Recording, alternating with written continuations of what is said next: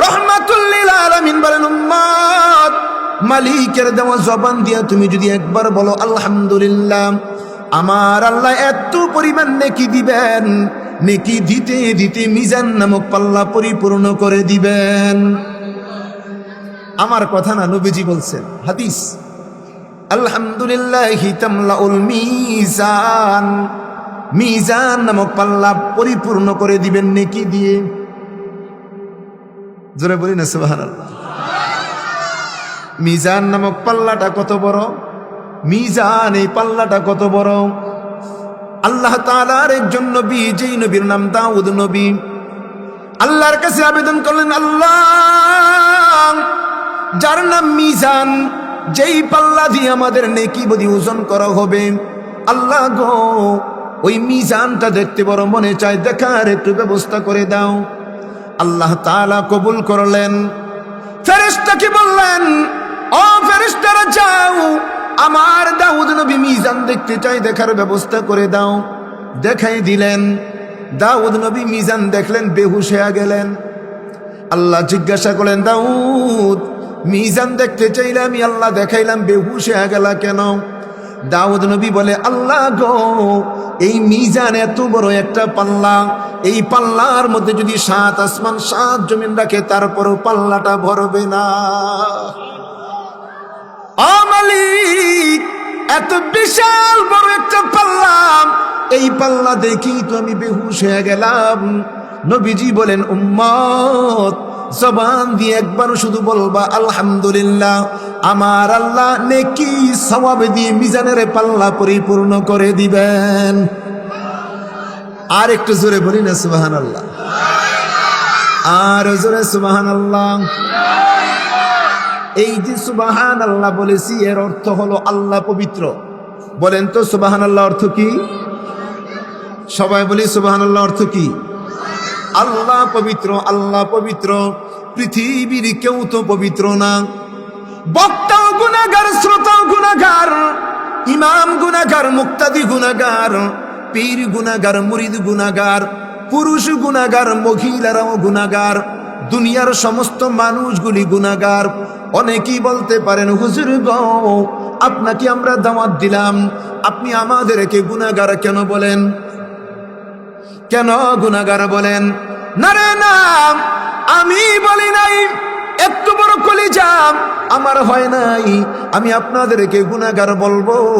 আল্লাহর নবী হাদিসের মধ্যে বলেন, কুল্লু বানি আদম খাত্তাউন, পৃথিবীর প্রতিটা মানুষ গুনাহগার, গুনাহগার, প্রতিটা মানুষ গুনাহগার। সাহাবায়ে কেরাম যখন শুনলেন প্রতিটা মানুষ গুনাহগার, তাদের মন খারাপ, চেহারাটা মলিন। আল্লাহর নবী বলেন, আমার সাহাবীরা শোনো, পৃথিবীর প্রতিটা মানুষ গুনাহগার, কিন্তু এই গুনাহগারদের মধ্যে এমন কিছু গুনাহগার যারা জান্নাতি গুনাহগার, যারা আল্লাহর পছন্দের গুনাহগার, যারা আল্লাহর প্রিয় গুনাহগার। কারা গো? গুনাহগার আবার জান্নাতি, গুনাহগার আল্লাহর প্রিয়, গুনাহগার আল্লাহর পছন্দের। নবীজি বলেন, খায়রুল খাত্তাইন আত-তাওয়াবুন।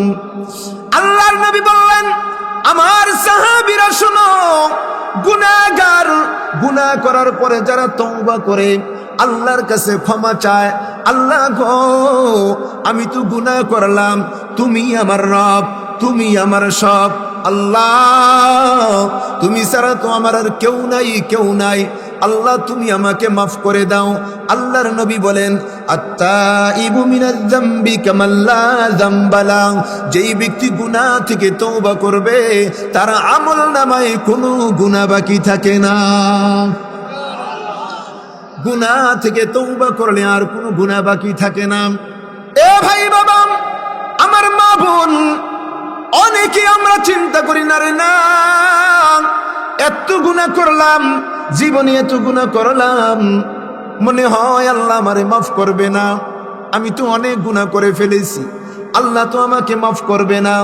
আমার আল্লাহ বলে, দুনিয়ার মানুষ, এই পৃথিবীর মানুষের হায়াত হলো সীমিত, তাদের হায়াত সীমিত, গুনাহও সীমিত, হায়াত সীমিত, গুনাহও সীমিত।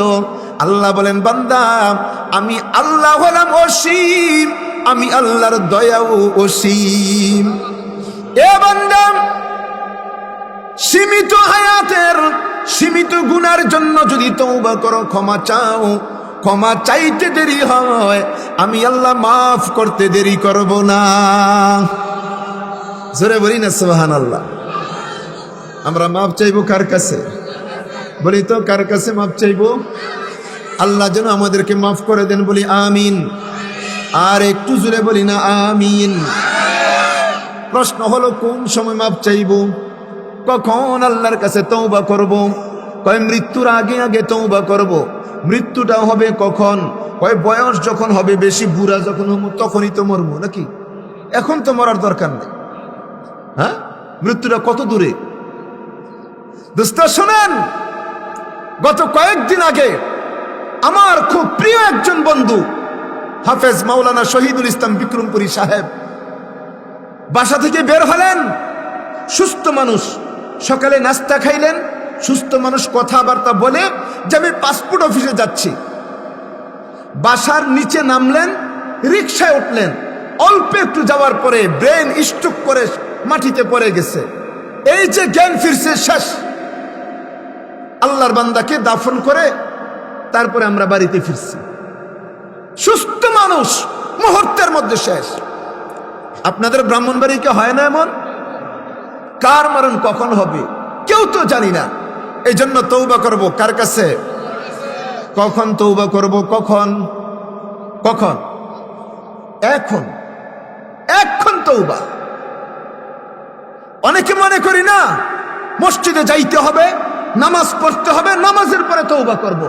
আরে না, মসজিদে গেলে আল্লাহ তাআলা আপনার আমার কথা শুনেন, মাঠের মধ্যে আমাদের কথা শুনেন না? আমরা জমিনে থাকলে আমাদের কথা শুনবেন না? আমি যদি দোকানে থাকি আমার কথা আল্লাহ শুনে না? আমি অফিসে থাকলে আমার কথা শুনে না? যেখানে থাকি আমার কথা তো শোনেন। এজন্য যখনই গুনাহ হয়ে যায় সাথে সাথে তওবা করব। কার কাছে তওবা করব? ক্ষমা চাইবো কার কাছে? আল্লাহ যেন ক্ষমা করে দেন, বলি আমিন। আর জোরে বলি না আমিন। 5টা কাজ করতে হয় তাড়াতাড়ি। কয়টা কাজ? বলেন কয়টা কাজ? 5টা কাজ করব তাড়াতাড়ি। 1 নাম্বার, আজ্জিলু বিসসালাতি ক্বাবলাল ফাউত। 1 নাম্বার তাড়াতাড়ি হলো নামাজের সময় হয়ে গেলে দেরি করিও না, তাড়াতাড়ি নামাজ পড়ো। 2 নাম্বার, আজ্জিলু বিত্তাওবাতি ক্বাবলাল মাউত। গুনাহ যদি হয়ে যায় তাড়াতাড়ি তওবা করো, দেরি করিও না। 3 নাম্বার, যদি ঋণগ্রস্ত হয়ে যাও তাড়াতাড়ি ঋণ পরিশোধ করে দাও।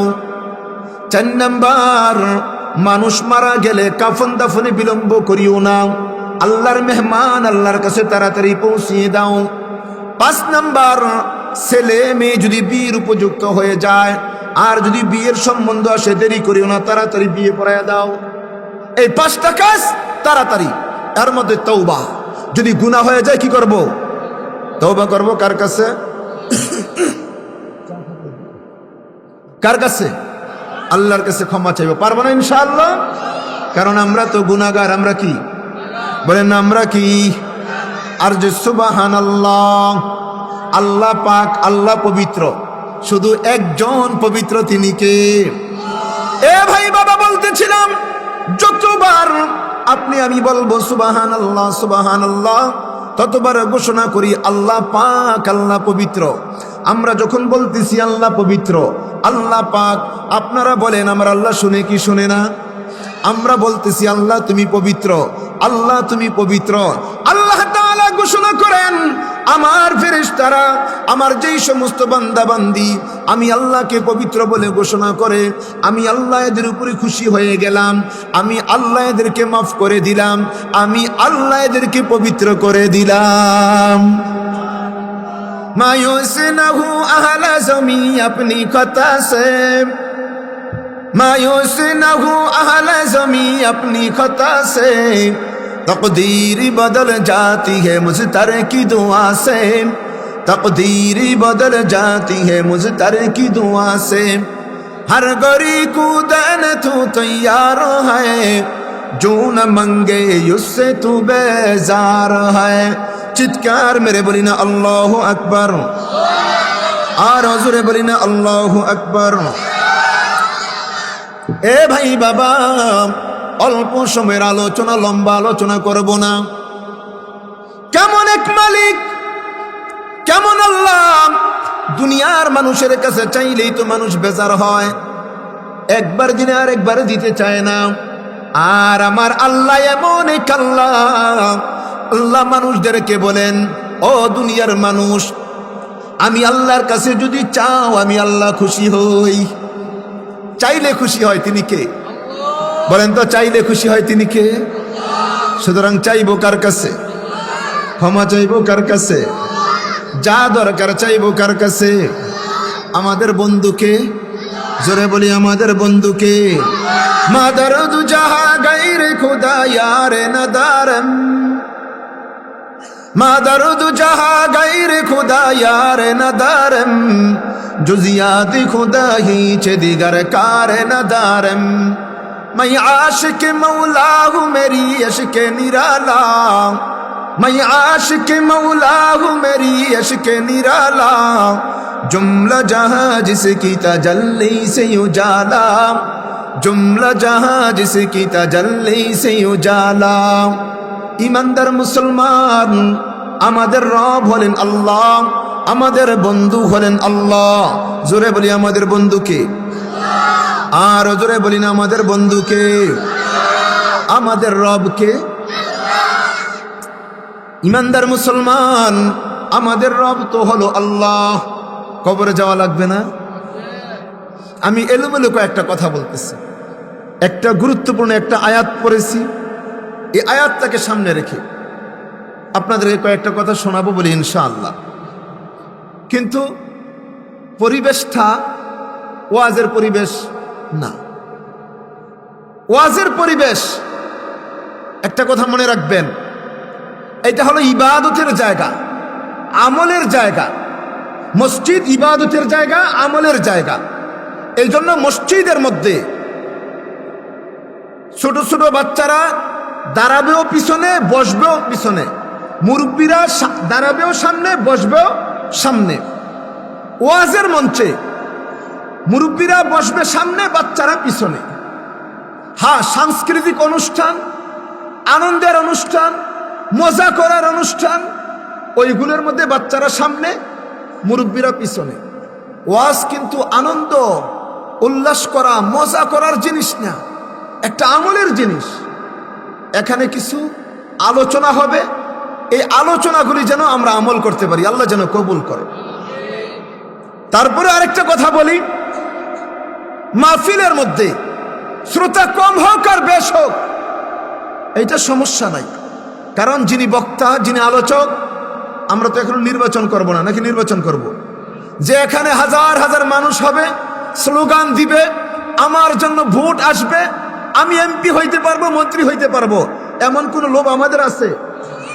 এজন্য কম আর বেশি এটা দেখার দরকার নাই। তবে আরেকটা কথা শোনেন, আমাদের এই আলোচনাগুলি শুধু আপনারাই শুনেন এমন না, বাসা বাড়িতে আমার মা বোনরা আছে, তারা শুনে কি শুনে না? তারা কম না বেশি? তারা অনেক বেশি না? সবাই শুনতেছেন। এজন্য কয়েকটা কথা বলবো ইনশাআল্লাহ। বলি ইনশাআল্লাহ, আর জোরে বলি না ইনশাআল্লাহ। আমি আপনাদের সামনে যে একটা আয়াত তেলাওয়াত করেছি, আল্লাহ তাআলা বলেন, ইয়া আইয়ুহাল্লাযীনা আমানু কু আনফুসাকুম ওয়া আহলিকুম নারা। আল্লাহ তাআলা যারা ঈমানদার তাদেরকে ডেকে বলেন, হে ঈমানদারগণ, জাহান্নামের আগুন থেকে নিজে বাঁচাও, পরিবার পরিজনকেও বাঁচাও। জাহান্নামের আগুন থেকে নিজে বাঁচাও, পরিবার পরিজনকে বাঁচাও। জাহান্নামের আগুন দুনিয়ার আগুনের কথা বলে নাই, জাহান্নামের আগুনের কথা আল্লাহ বলেছেন। এ ভাই, দুনিয়ার আগুন আর জাহান্নামের আগুন কেমন কেমন আগুন? দুনিয়ার আগুন, জাহান্নামের আগুন অনেকগুলি পার্থক্য আছে। আমি সবগুলি পার্থক্য বলবো না, শুধু একটা পার্থক্যের কথা বলবো। দুনিয়ার আগুন, গত কয়েক বছর আগে ঢাকার পুরান ঢাকায় আগুন লেগেছিল। কারো শরীরের মধ্যে আগুন, কারো হাতের মধ্যে আগুন, কারো মাথার মধ্যে আগুন, কারো পায়ের মধ্যে আগুন।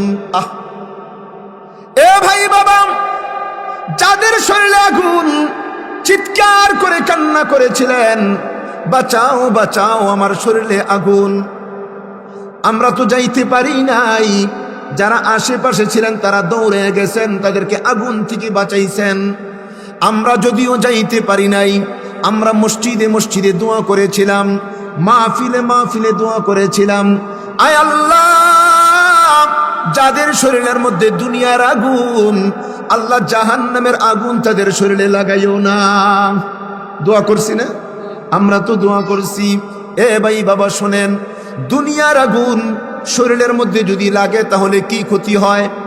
দুনিয়ার আগুন যাদের শরীরের মধ্যে লাগবে, যদি সুস্থ হয়ে যায় আর কোনো ব্যথা লাগে না, ব্যথা শেষ। দুনিয়ার আগুনের কারণে যদি মারা যায়, মারা যাওয়ার পরে আর কোনো ব্যথা নাই। দুনিয়ার আগুনের কারণে আল্লাহ শাহাদাতের মর্যাদা দান করবেন, আল্লাহ চিরস্থায়ী জান্নাতের মেহমান বানিয়ে দিবেন। কিন্তু জাহান্নামের আগুন, জাহান্নামের আগুন যদি কারো শরীরের মধ্যে লাগে, এ ভাই দুনিয়ার আগুন যদি লাগে ডাক্তার চিকিৎসা করে, দুনিয়ার আগুন যদি লাগে মানুষের মায়া লাগে, মানুষ বাঁচাইতে চায়। কিন্তু জাহান্নামের আগুন কারো শরীরে যদি লেগে যায়, কেউ তো বাঁচাইবে না। বাঁচাইবে কেউ? কেউ তো বাঁচাইবে না। ডাক্তারও চিকিৎসা করবে না, তাদের কান্নাগুলিও কেউ শুনবে না। কারণ জাহান্নামের আগুন দিয়া যাদেরকে শাস্তি দেওয়া হবে, যাদের মাধ্যমে শাস্তি দেওয়া হবে, যেই ফেরেশতারা শাস্তি দিবে, এই ফেরেশতারা হবে অন্ধ, এই ফেরেশতারা হবে বধির। তারা কানেও শুনবে না, চোখেও দেখবে না, তাদের একটু মায়াও লাগবে না। সুতরাং জাহান্নামের আগুন যাদের শরীরে লাগবে, তাদের জন্য কেউ কান্নাও করবে না, মায়াও লাগবে না। বলেন ঠিক কি ঠিক না? তাহলে তাদের অবস্থাটা কেমন হবে? আগুনে পুড়তে পুড়তে মরবে কিনা? কয় না, জাহান্নামের আগুন যাদের শরীরে লাগবে তারা বাঁচবেও না, মরবেও না, বাঁচবেও না, মরবেও না। এই জন্য আমার আল্লাহ কোরআনে কারীমের মধ্যে বলেন, এরা দুনিয়ার মানুষ, জাহান্নামের আগুন থেকে নিজে বাঁচো এবং পরিবার পরিজনকে বাঁচাও। আপনারা বলেন তো, জাহান্নামের আগুন থেকে আমাদের সন্তানদেরকে বাঁচানোর দরকার আছে না নাই? সবাই বলেন। আমার আলোচনা আমার যেই সমস্ত মা বোনরা শোনেন, আপনারাও শোনেন। জাহান্নামের আগুন থেকে সন্তানকে বাঁচাও। কেমন করে বাঁচাইব? কেমন করে বাঁচাইব? এ ভাই বাবা কয় না না, আমরা তো চেষ্টা করি জাহান্নামের আগুনে যেন আমার সন্তান না যায়, চেষ্টা তো করি। কেমন ভাবে চেষ্টা করি? আপনার আমার সন্তান যদি দুনিয়ার আগুনের মধ্যে পড়ে যায়, তো আমরা বলি বাবা আগুন আছে, যাইও না। আদর করে বলি, বাবা রে আগুন, যাইস না। ছেলে যায় লাভ দিতে, আর আমি এখান থেকে বলবো যাইস না, নাকি দৌড়ে যাব? বলেন দৌড়ে যাব, পাগল হয়ে যাব। বাবা আগুন, যাইস না। দুনিয়ার আগুন থেকে বাঁচানোর জন্য যদি এত চেষ্টা করি, তাহলে জাহান্নামের আগুন থেকে বাঁচানোর জন্য কত চেষ্টা করতে হবে বলেন? কত চেষ্টা করতে হবে? হ্যাঁ, শুধু অনেক তো মুখে বলি, কেন যেন আজকে গলাটা অবশ্যই গেছে, আল্লাহ জানে। যাই হোক, কথা বুঝেন তো? বলি আলহামদুলিল্লাহ। জাহান্নামের আগুন থেকে যদি না বাঁচাই, এ ভাই শুনেন, অনেক জায়গায় মাহফিলের মধ্যে যখন যাই, অনেক সময় এমন হয় বয়ানে যখন বসি, আস্তে করে একটা কাগজ ধরায় দেয়, হুজুর এইটা দেখেন একটু, লেখা দেখি হুজুর আজকে আপনি বয়ান করবেন মা বাবার হক সম্পর্কে বয়ান করবেন। কারণ বর্তমান যুগের ছেলেরা মা বাবার হক আদায় করে না, আপনি মা বাবার হক সম্পর্কে বয়ান করেন। হ্যাঁ আলহামদুলিল্লাহ, আলহামদুলিল্লাহ, অনেক জায়গার মধ্যে মা বাবার হক সম্পর্কে আলোচনা আমরা করি। মা বাবার হক সম্পর্কে আলোচনা জরুরি কি জরুরি না? করা লাগবে কি লাগবে না? হ্যাঁ আমরাও তো করি। এ ভাই আপনারা মনে রাখবেন, মা বাবার হক যেমন সন্তানের জন্য আদায় করা জরুরি, এমন ভাবে সন্তানের হক মা বাবার উপরেও আদায় করা জরুরি। বলেন ঠিক কি ঠিক না? একটা হলো সন্তানের হক, আরেকটা হলো মা বাবার হক। কয়টা হক? একটা হলো সন্তানের হক, আরেকটা হলো মা বাবার হক। মা বাবার হক সন্তানরা আদায় করবে, আর সন্তানের হক কি আদায় করবে? মা বাবা আদায় করবে। আচ্ছা আপনারা বলেন তো, মা বাবার হকটা আগে না সন্তানের হকটা আগে? সবাই বলেন কার হক আগে? আরো জোরে বলেন। মাশাআল্লাহ, আপনারা সবাই বললেন মা বাবার হক আগে। আমি বলবো না, আগে হলো সন্তানের হক। আগে কার হক বলেন? কার হক? আগে হলো সন্তানের হক। আপনার আমার সন্তান মাত্র দুনিয়াতে আগমন করলেন, এই সন্তান মা বাবার কোনো হক আদায় করতে পারবে? মা বাবার কোনো হক আদায় করতে পারবে না। আপনার সন্তান যখন দুনিয়াতে আগমন করলো, প্রথমে আপনি তার হক আদায় করেন। এই সন্তানের হক আপনি যদি আদায় করেন, এই সন্তানের হক যদি আদায় করেন, এই সন্তান যদি বড় হয়ে যায়, আপনি যদি তার হকটা আদায় করেন, বড় হওয়ার পরে ওয়াজ করা লাগবে না। বাবা রে, মা বাবার হক আদায় কর। বাবা ওয়াজ মাহফিলের মধ্যে যা, বাবা তুই মসজিদের মধ্যে যা, ওয়াজ করা লাগবে না, এমনিতেই যাবে যদি সন্তানের হকটা আদায় করে। এই সন্তান যদি বড় হয়, মা বাবার হক আদায় করবে। এই জন্য সন্তানের হক আগে না পরে? এক নাম্বার হক হলো সন্তানের হক, তারপরে হলো মা বাবার হক। এ ভাই বাবা, আমার মা বোন, আমার আল্লাহ যাদেরকে সন্তান দিলেন, অনেকেই তো মা হয়েছেন, অনেকেই বাবা হলেন। মা হওয়ার পর, বাবা হওয়ার পর আমরা মানুষদেরকে মিষ্টি খাওয়াই, আনন্দ উল্লাস করলাম, খাওয়া দাওয়া করলাম, ধুমধাম করলাম। মনে হলো না রে না, আমাদের দায়িত্ব তো পালন হয়ে গেল। না না, আল্লাহর নবী বলে, উম্মত, সন্তানের হক তুমি যদি আদায় না করো, এই সন্তানের কারণে তোমাকে জাহান্নামে যাওয়া লাগবে।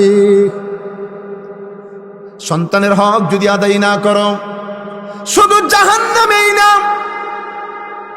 সন্তানগুলি হাসরের ময়দানে দাঁড়িয়ে যাবে, আল্লাহ আমি যদি জাহান্নামে যাই, আগে আমার মাকে আনো গো, আমার বাবাকে আনো, এদের থেকে আমি আগে হক আদায় করব। হাসরের ময়দানে সন্তানগুলি মাকে ধরবে, বাবাকে ধরবে, ও মা বাবা আগে আমাদের হকটা বুঝাইয়া দাও, আগে আমাদের হকটা বুঝাইয়া দাও, তারপরে তোমরা জাহান্নামে যাইবা, তারপরে আমরা জাহান্নামে যাইব। কঠিন কথা না নাকি? আগে আমাদের হক দাও, তারপরে বিদায় হও, হকটা দিয়ে যাও। সন্তান প্রথমে হক চাইবে।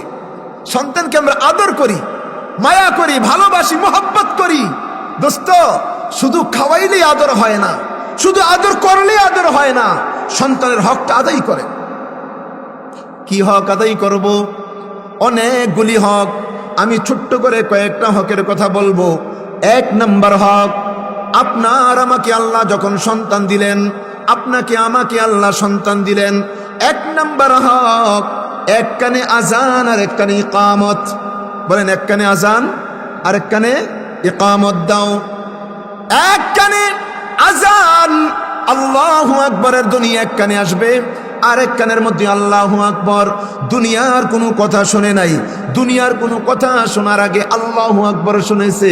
এই আল্লাহু আকবর শোনার কারণে আমার আল্লাহ তার কলবের মধ্যে একটা নূর পয়দা করে দিবেন। বলি না সুবহানাল্লাহ। আজান যখন শুনবে, ইকামত যখন শুনবে, কলবের মধ্যে একটা নূর পয়দা হবে। কিন্তু না, আমাদের দেশের মধ্যে একটা গজব আছে। এই গজবের কারণে অনেক বাচ্চারা আজানও শুনে না, ইকামতও শুনে না। ওই গজবটার নাম কি? গজবটার নাম হলো সিজার। গজবের নাম কি? সিজার। কয় সিজার যদি হয়ে যায়, হাসপাতালের মধ্যে বাচ্চা এক জায়গায়, মা আর এক জায়গায়, আত্মীয় স্বজন টেনশন, মার জন্য টেনশন, সন্তানের জন্য টেনশন, টাকার জন্য টেনশন, আজানও মনে নাই, ইকামতও মনে নাই। কি বলেন, ঠিক না? এক নম্বর শর্ত, এক নম্বর হক সন্তানরা পাইতেছে না সিজারের কারণে। আছে না নাই বলেন? দুই নম্বর হক, দুই নম্বর, আপনার সন্তানের যে আপনি নাম রাখবেন, সে তারা পার হয়ে যাবে। আল্লাহ ডাক দিবেন, ও ফাতেমা, পৃথিবীর সমস্ত ফাতেমারা চলে আসবেন। জান্নাতি ফাতেমাকে আল্লাহ ডাকবেন, সমস্ত ফাতেমার দল হাজির। আল্লাহ গো, আমরা তো সবাই চলে আসলাম। আমার আল্লাহ বলবেন, না রে না, আমি সব ফাতেমারে ডাকি নাই, শুধু একজন ফাতেমাকে আমি ডেকেছি। সব ফাতেমারা বলবে, আল্লাহ তোমার নাম শুনে তো, তোমার ডাক শুনে চলে আসলাম। আল্লাহ ঘোষণা করবেন, যা যা, আমার ফাতেমার সাথে সব ফাতেমা জান্নাতে চলে যা। কিন্তু না, ফাতেমারা জান্নাতে যাবে না, জান্নাতে যাব না। কেন যাইবা না? আল্লাহ গো, যেই নামের উসিলায় ক্ষমা পাইলাম, এই নামটা তো আমি রাখি নাই, এই নামটা রেখেছিল আমার দাদা, আমার দাদি, আমার আব্বু, আমার আম্মু। আয় আল্লাহ, যেই নামের উসিলায় ক্ষমা পাইলাম, নামটা যিনি রাখলেন, ওনাকে ছাড়া আমি জান্নাতে যাব না। আল্লাহ ঘোষণা দিবেন, যাও যাও, যে তোমার নামটা রাখছে তাকে নিয়ে তুমি জান্নাতে চলে যাও। আল্লাহ তো উসিলা খুঁজবেন। এই জন্য 2 নাম্বার, সন্তানের হক, নাম রাখবো ভালো নাম। বলেন, নাম রাখবো, আল্লাহ যেন কবুল করে, বলি না আমিন। 3 নাম্বার, আপনার আমার সন্তান যখন শিশু সন্তান, এদের হক আমরা আদায় করব। এদেরকে আমরা যখন কোনো কথা শিখাইব, বলেন কি শিখাইব? কথা শিখাই না আমরা? আমাদের দেশে বাচ্চাদেরকে আমরা প্রথমে যে কথা শিখাই, দাদা দাদা, বুবু বুবু, আসেনি এখানে? দাদা দাদা, বুবু বুবু না। আল্লাহ নবী বলছেন, উম্মত, আমাদের এই সন্তানদেরকে প্রথম শব্দটা শিখাইবা আল্লাহ আল্লাহ আল্লাহ, সুবহানাল্লাহ। যদি পারতাম আমাদের সন্তানের প্রথম কথাটা হয়তো আল্লাহ, প্রথম শব্দটা হয়তো আল্লাহ। আর যখন এদেরকে কোনো পড়া শিখাইব, এদেরকে যখন কোনো পড়া শিখাইব, কোন পড়া শিখাইব? বলেন তো কোন পড়া? আল্লাহর নামের পড়া। বলি কোন পড়া? জোরে বলি না। আর কোন পড়া শিখাইব? আল্লাহর নামের পড়াটাই আগে শিখাইব, বিসমিল্লাহটা আগে শিখাইব। বলি ইনশাআল্লাহ। এ ভাই বাবা, লম্বা আলোচনা না, ছোট্ট করে বলে যাই, গভীর মনোযোগ দিয়ে শোনেন। আমি এখন যেই কথাটা বলবো, আমার মা বোনগুলিও শুনবেন। আপনার আমার সন্তানদেরকে আমরা যখন কোনো শিখাইব, পড়া যখন শিখাইব, কোন পড়াটা শিখাইব? এই মুহূর্তে অনেকেই মনে মনে চিন্তা করতেছেন, হায় রে, এখন যে হুজুর আলোচনা করতেছেন, হুজুর এখন বলবেন আমাদের সবগুলি সন্তানকে যেন মাদ্রাসায় পড়াই, সবাইকে যেন হাফেজ বানাই, সবাইকে যেন আলেম বানাই, সবাইকে যেন ইমাম বানাই, সবাইকে যেন মুফতি বানাই, সবাইকে যেন মুহাদ্দিস বানাই। না না, এমন আলোচনা যদি কোনো আলেম করেন তিনি করতে পারেন, কিন্তু আমি এমন আলোচনা করি না। আমি বলি না, কিছু সন্তান হাফেজ আলেম হবে, আবার কিছু ডাক্তার হবে, কিছু ইঞ্জিনিয়ার হবে, কিছু ব্যারিস্টার হবে, কিছু ব্যবসা করবে, কিছু চাকরি করবে। বলেন ঠিক কি ঠিক না? মুসলমান, আমাদের সন্তান যদি ডাক্তার হয় এটা আমাদের গৌরব, ইঞ্জিনিয়ার হলে আমাদের গৌরব, ডাক্তার হলে আমাদের গৌরব। বলেন ঠিক না? হ্যাঁ, ডাক্তার তো বানাইবেন, ইঞ্জিনিয়ারও বানাইবেন, ব্যারিস্টারও বানাইবেন, পাইলট বানাইবেন, সব বানাইবেন, কিন্তু মাদ্রাসার মধ্যে কারে ভর্তি করাইবেন? মাদ্রাসায় ভর্তি করাইবেন কারে? দোস্ত শুনেন, আমার মা বোন যারা আলোচনা শুনতেছেন, আমি অনুরোধ করে যাই, বর্তমান যুগে আমাদের দেশের মধ্যে একটা মাদ্রাসা আছে, যেই মাদ্রাসার নাম হলো নুরানি মাদ্রাসা। নুরানি মাদ্রাসা আপনাদের এলাকায় কি আছে? নুরানি মাদ্রাসা? হ্যাঁ, ঢাকা শহরে অলিতে গলিতে, গ্রামে গ্রামে নুরানি মাদ্রাসা আছে। নুরানি মাদ্রাসাটা কি জিনিস এইটা আমরা অনেকেই জানি না, বুঝিও না। আমি তো বলি নুরানি মাদ্রাসা হলো আল্লাহ প্রদত্ত একটা ঐশী নিয়ামত। বলি সুবহানাল্লাহ। নুরানি মাদ্রাসা একটা আল্লাহ প্রদত্ত ঐশী নিয়ামত।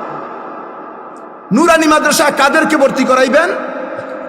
আপনার আমার প্রত্যেকের প্রত্যেকটা সন্তান নুরানিতে ভর্তি করাইতেই হবে, করাইতেই হবে।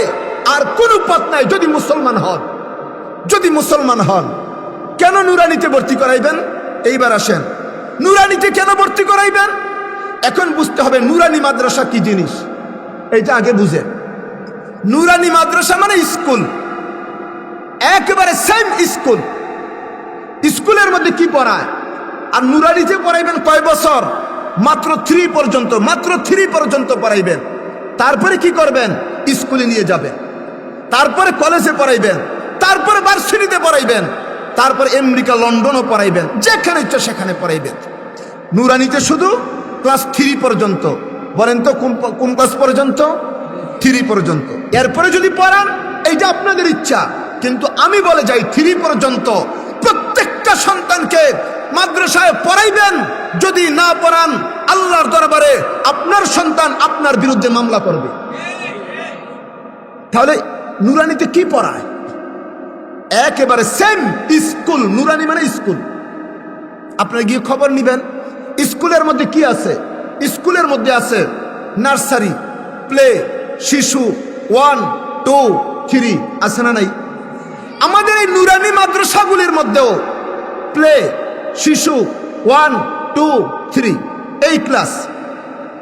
এখন আসেন স্কুলের মধ্যে কি পড়ায়? স্কুলের মধ্যে পড়ায় বাংলা, অঙ্ক, ইংরেজি, ইতিহাস, ভূগোল, সাধারণ জ্ঞান, সমাজ বিজ্ঞান।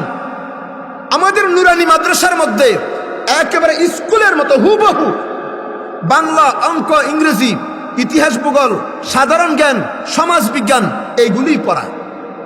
একেবারে স্কুলে যা পড়ায় মাদ্রাসায় তাই পড়ায়। তাহলে পার্থক্যটা কি? পার্থক্য হলো স্কুলের মধ্যে ক্লাস বাংলা, অঙ্ক, ইংরেজি করার জন্য মোটামুটি মনে করেন 4 ঘন্টা পড়ানো হয়। এই বিষয়গুলি পড়ানোর জন্য স্কুলে কয় ঘন্টা? 4 ঘন্টা বা 5 ঘন্টা বা 6 ঘন্টা। আর আমাদের নুরানি মাদ্রাসার মধ্যে এই ক্লাসগুলি করানোর জন্য স্কুলের যতটুকু সময় এদেরকে নুরানিতে এতটুকু সময় দেয়, কিন্তু আলাদা আরো 3 ঘন্টা সময় দেওয়া হয় বেশি। 3 ঘন্টা সময় বেশি দেওয়া হয়। ওই 3 ঘন্টা সময় কি করে? ওই 3 ঘন্টা সময় আপনার আমার সন্তানদেরকে কোরআন শেখানো হয়, আপনার আমার সন্তানদেরকে হাদিস শেখানো হয়, আপনার আমার সন্তানদেরকে মাসআলা শেখানো হয়, আপনার আমার সন্তানদেরকে আদব শিষ্টাচার শেখানো হয়। বলি না সুবহানাল্লাহ। আপনি যদি 3 পর্যন্ত পড়াইলেন, 3 পর্যন্ত পড়াইয়া এবার কি করবেন? আপনার মন চাইলে স্কুলে নিয়ে যান, আপনার মন চাইলে কলেজে নিয়ে যান, ভার্সিটিতে পড়াইবেন, ডাক্তার, ইঞ্জিনিয়ার যাই বানাইবেন বানান। কারণ আপনার আমার সন্তানরা যখন মাসুম, নিষ্পাপ, ছোট্ট বাচ্চা, কাদামাটি, যা বানাইবেন তাই বনবে, যা বানাইবেন তাই। দোস্ত শোনেন, নিষ্পাপ মাসুম বাচ্চা, এর সিনার মধ্যে যখন প্রথম আপনি বিসমিল্লাহটা দিয়া দিবেন, নিষ্পাপ মাসুম বাচ্চা প্রথম যখন সিনার মধ্যে কোরআনটা দিয়া দিবেন, এই ছেলে ডাক্তার হলেও আল্লাহওয়ালা ডাক্তার হবে, ইঞ্জিনিয়ার হলেও আল্লাহওয়ালা ইঞ্জিনিয়ার হবে, ব্যারিস্টার হলেও আল্লাহওয়ালা ব্যারিস্টার হবে ইনশাআল্লাহ। দোস্ত, আমাদের দেশে আল্লাহওয়ালা ডাক্তারের প্রয়োজন আছে না নাই? সবাই বলেন আছে না নাই? গত 2 বছর আগের একটা বাস্তব ঘটনা আমি আপনাদেরকে শোনাই। গত 2 বছর আগে আমার সাথী একজন মাহফিল করে, হঠাৎ করে শুনলাম আল্লাহর বান্দা অ্যাক্সিডেন্ট করলেন। অ্যাক্সিডেন্ট করার পরে আমি দৌড়াইয়া গেলাম, ডাক্তারের কাছে নিয়ে গেলাম। ডাক্তার সাহেব রুগী দেখলেন, দেখার পরে একটা কাগজ নিলেন, শুধু টিক চিহ্ন দিতেছেন। 18টা টিক চিহ্ন দিছেন। কয়টা? 18টা টিক চিহ্ন দিলেন। দেওয়ার পর কাগজটা আমাকে ধরাই দিলেন, পরীক্ষাগুলি করান। বললাম কয়টা পরীক্ষা? 18টা পরীক্ষা। টাকা লাগবে কত? 15,000। বললাম যে একটু কাটছে মারছে, এতগুলি পরীক্ষা কেন? আমার সাথে রাগ হয়ে গেল। ডাক্তার আপনি না আমি? আমি বললাম আপনি তো ডাক্তার। কয় তাহলে বেশি বুঝে কি আপনি না আমি? আপনি বেশি বুঝেন, তাহলে দেরি কেন? পরীক্ষাগুলি করান। আমি বললাম না, দরকার নাই, আপনার চিকিৎসাও নিব না, পরীক্ষাও করাইব না, চিকিৎসাও নিব না, পরীক্ষাও করাইব না। একটু রাগ করেই চলে আসলাম। বের হয়ে আরেকটা ডাক্তারের রুমে গেলাম। ওই ডাক্তারের রুমে গিয়ে তো আশ্চর্য, এইটা আবার কেমন ডাক্তার? ডাক্তারের মাথার মধ্যে টুপি, মুখের মধ্যে দাড়ি, পরনের মধ্যে জুব্বা। আমাদেরকে দেখে ডাক্তার মুস্কি মুস্কি হাসতেছেন, কোরআনের আয়াত পড়তেছেন, অনুবাদ করতেছেন, হাদিস পড়তেছেন, ব্যাখ্যা করতেছেন। আশ্চর্য হয়ে গেলাম। লম্বা চূড়া কাহিনী, ছোট্ট করে বলি, ডাক্তারের এই কাহিনী দেখে তো আশ্চর্য হয়ে গেলাম। জিজ্ঞাসা করলাম, আপনি ডাক্তার না মুহাদ্দিস? আপনি ডাক্তার না একজন মুফাসসির? তিনি মুচকি হেসে বলেন, হুজুর আলহামদুলিল্লাহ সুম্মা আলহামদুলিল্লাহ, আমার আল্লাহ আমার আব্বাকে কবুল করেছেন, আমার আল্লাহ আমার আম্মাকে কবুল করেছেন। ওনারা তো প্রথম আমাকে নুরানি মাদ্রাসায় পড়াইছেন, তারপরে হেফজখানায় পড়াইছেন, হাফেজ বানাইছেন, দিন শিখাইছেন, স্কুলে পড়াইছেন, কলেজে পড়াইছেন, ভার্সিটিতে পড়াইছেন, ডাক্তার বানাইছেন। আলহামদুলিল্লাহ, এখন আমি ডাক্তার হয়েছি, তবে 30 পারা কোরআন আমার সিনার মধ্যে, অনুবাদ আমার সিনার মধ্যে, হাদিস আমার সিনার মধ্যে। বলি না আলহামদুলিল্লাহ। অনেক লম্বা কথা বলার পরে বললাম, ডাক্তার সাহেব চিকিৎসা করেন। এইবার তিনি দেখলেন, দেখার পরে একটা কাগজ নিলেন, ঔষধ লিখে দিলেন 320 টাকার। তিনি বললেন, যান 320 টাকার ঔষধ দিলাম, ঔষধগুলি খাওয়াইবেন, ভালো হয়ে যাবে। জিজ্ঞাসা করলাম, ডাক্তার সাহেব পরীক্ষা নিরীক্ষা লাগবে না? কয় না না, একটা পরীক্ষাও লাগবে না, ঔষধ খাওয়াইবেন, ভালো হয়ে যাবে। আলহামদুলিল্লাহ, রোগী নিয়ে আসলাম, ঔষধ খাওয়াইলাম, রোগী পরিপূর্ণ সুস্থ হয়ে গেছে। একটা পরীক্ষাও লাগে নাই। আগের ডাক্তার 15,000 টাকার পরীক্ষা দিয়েছিলেন। আপনারা বলেন তিনি ডাক্তার না ডাকাত? ডাক্তার না ডাকাত? আর পরে যে ডাক্তারের কাছে গিয়েছি তিনি ডাক্তার। বলেন তিনি কি? ডাক্তার, আল্লাহওয়ালা ডাক্তার, বাস্তব ডাক্তার। আমাদের দেশে এমন আল্লাহওয়ালা ডাক্তারের প্রয়োজন আছে না নাই? আজকে আল্লাহওয়ালা ডাক্তার পাই না। এই জন্য কি করে জানেন? অল্প টাকার জন্য, কয়েকটা টাকার জন্য আমার মা বোনদেরকে অসুস্থ বানায় ফেলে, পঙ্গু করে ফেলে। বলেন ঠিক কি ঠিক না? আজকে আমাদের মা খালাদের অবস্থা দেখেন, একজনেরও সিজার হয় না, হাসপাতালে গেলে সব সিজার, সব সিজার। সিজার কারণ কি? কারণটা হলো সিজার করলেই তো কিছু টাকা পাবে। এই টাকার লোভে ডাক্তার নামের ডাকাতরা ভালো মানুষের পেট কাটতেছে, ভয় দেখায়। কয় বাচ্চা কিন্তু উল্টে আছে, আবার কয় ফল নিবেন না গাছ নিবেন। কি কয়? ফল নিবেন না গাছ নিবেন। হাসপাতালে আপনার মেয়েকে রাখছেন, এখন ডাক্তার বলতেছে ফল বাঁচাইবেন না গাছ বাঁচাইবেন। এইবার ওইখানেই তো ঝগড়া শুরু হয়ে গেছে। ছেলের মা বলতেছে, আরে না, কত নরমালে হইতেছে, একটু অপেক্ষা করেন না, নরমালি হয়ে যাবে। কারণ ছেলের মার টেনশন, সিজার করলেই তো আমার ছেলের 30,000 টাকা চলে যাবে। ছেলের মা বলতেছে একটু অপেক্ষা করেন। মেয়ের মা বলতেছে, আপনি কি বুঝেন, আপনি জানেন কিছু, অপেক্ষা করলে যদি মইরা যায়, টাকা তো মানুষই কামাই করে, আরে সিজার করতে দিয়া দেন। মেয়ের মা তো মেয়ের জন্য পাগল, সিজার কইরালাম, তাড়াতাড়ি করেন, টাকা যাক আর না যাক। ওইখানে ছেলের মা মেয়ের মা ঝগড়া শুরু হয়ে যায়। ঝগড়া হয় না? অনেক জায়গায় ঝগড়া শুরু হয়ে যায়। দোস্ত, এগুলি হয় ডাকাতদের কারণে, ডাকাতদের কারণে। আমাদের দেশে বলেন ডাক্তারের দরকার আছে না নাই? আল্লাহওয়ালা ডাক্তার, আল্লাহওয়ালা ইঞ্জিনিয়ার, আল্লাহওয়ালা ব্যারিস্টার তখনই পাইবেন যদি আমরা আমাদের প্রত্যেকটা সন্তানকে, আমাদের সন্তানের সিনার মধ্যে আমরা প্রথম কোরআনটা ঢুকাইয়া দিতে পারি, কোরআনটা ঢুকাইয়া দিতে পারি। ও দোস্ত শুনেন, আমি লম্বা আলোচনা করব না। এর কারণ হলো লম্বা আলোচনা করার যে পরিবেশ, কেমন জানি আমার কাছে একটু অন্য ধরনের মনে হচ্ছে। এই জন্য ছোট্ট করে বলে যাই, এখানে আপনারা যারা আছেন, মাইকের আওয়াজ যারা শুনতেছেন, এখানে অনেক ভাই এমন আছেন, আপনি আমার মাকে বিদায় করে দিয়েছিলেন, আপনি আপনার আব্বাকে কবরে রাখছেন, দাদাকে কবরে রাখছেন, নানাকে কবরে রাখছেন, নানিকে কবরে রাখছেন, দাদিকে কবরে রাখছেন। আমরা হয়তো অনেকেই জানি না, আপনি যখন আপনার বাবাকে জানাজার নামাজ পড়াইতেছিলেন, জানাজার মধ্যে আপনি দাঁড়িয়েছিলেন, মার জানাজায় দাঁড়িয়েছিলেন, দাদা দাদির জানাজায় আপনি দাঁড়িয়েছিলেন। আপনার বাবা চিৎকার করে বলেছিল, আপনার মাও চিৎকার করে বলেছিল, সন্তান রে, দুনিয়া থেকে চলে যাচ্ছি সন্তান, আর কোনোদিন আসবো না।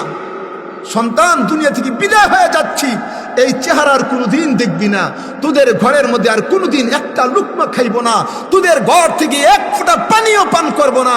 সন্তান, চলে তো যাচ্ছি, তবে আমাদেরকে শেষ একটা হাদিয়া দিবি, একটা গিফট আমাকে দিয়ে আমাকে বিদায় কর। সন্তান রে একটা হাদিয়া দে।